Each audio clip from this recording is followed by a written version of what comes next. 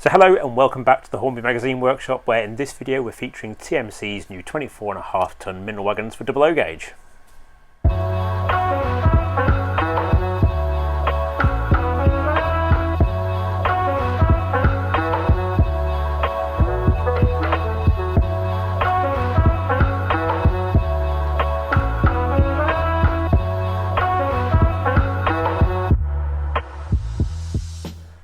So on the layout today we've got a collection of brand new wagons from the Model Centre. Mark, can you tell us a little bit more about what these are and where we might buy them from?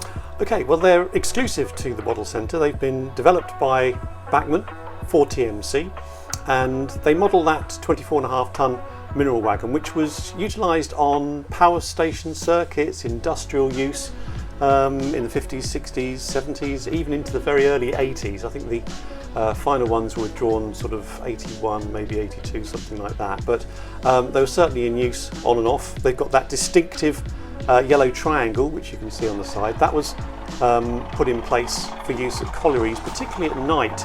It was used to identify the wagons, to differentiate them between the other type of wagon that was being filled, so they knew that they had a higher coal capacity. Yeah, because there were quite a few different types of coal wagon, weren't there, at that time? We had 16 tonne mineral wagons, the classic 16 tonne single door mineral wagon.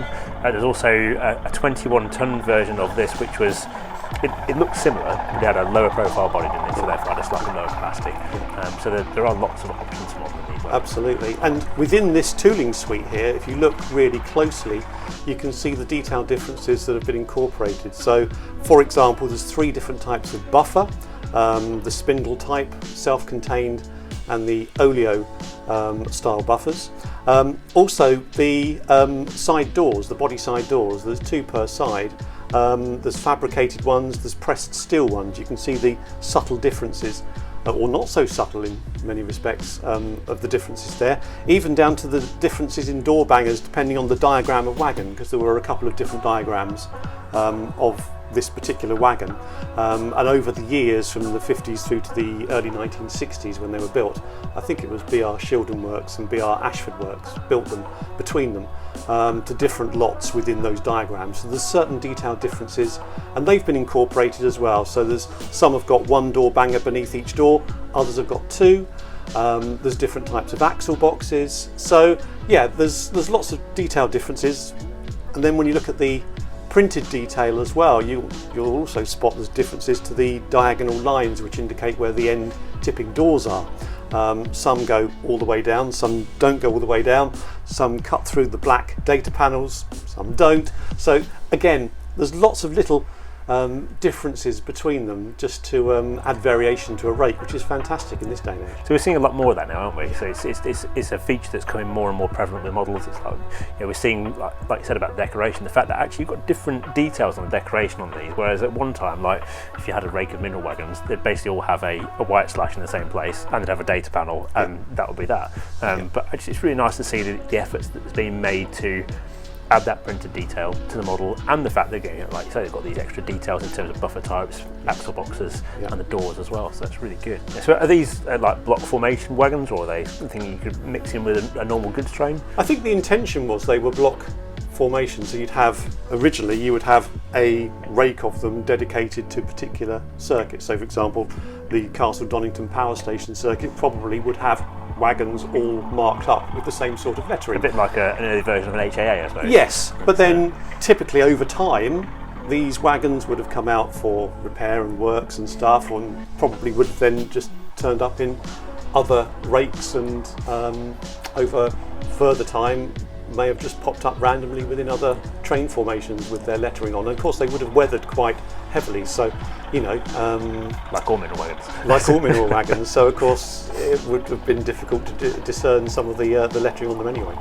And what kind of locos could we put at the front of a train of these?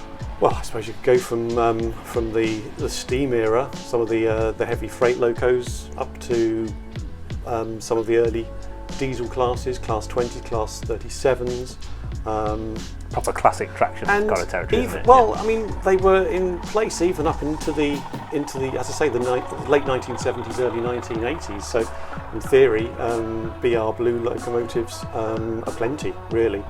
But they were never air braked, were they? So you wouldn't put them with like a 56 or something like that. So it's sort of first generation diesels, isn't it? Really. So like the 37s and 24s, 47s maybe as well. I guess we might have turned upon them. So we've got lots of detail. We've got lots of printed detail. The big question: how much are they going to cost me? So the recommended retail price is £29.95, I believe, for the single wagons, £59.90 for the twin packs. But there's a special discounted price available direct from TMC until mid-July. So you can find out more details of that on their website. Yeah, a bit of an introductory offer to launch these wagons into the marketplace.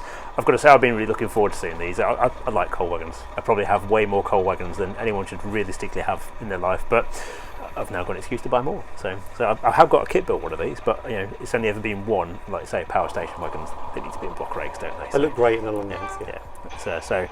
Well, we're going to demonstrate them here on Topley Dale now as well, and we can see these wagons running. So even though it is a item of rolling stock, it's important to make sure it does actually work as well. We can tell you that they are free rolling. They do run very nicely. They've got NEM coupling pockets as well with small tension locks fitted at each end. So you can, if you want to, change those couplings out for other NEM type couplings as well. We found the couplings, they line up nicely with other items of rolling stock as well. So they are very nice vehicles. They are, and they're sturdy. So that brings us to the end of this video on the TMC 24.5 tonne mineral wagons. We hope you enjoyed watching them here on the layout and our discussion about the wagons as well. Don't forget you can read our full review on these brand new wagons in the latest issue of Hornby Magazine. That's issue 170, our August 2021 issue, which is on sale from July the 1st. And also if you're one of our digital subscribers, or in fact a magazine subscriber, you can take your pick. You can read it in the magazine, or you can go to keymodelworld.com to read it too. Thank you very much for watching, and we'll see you next time. Bye for now.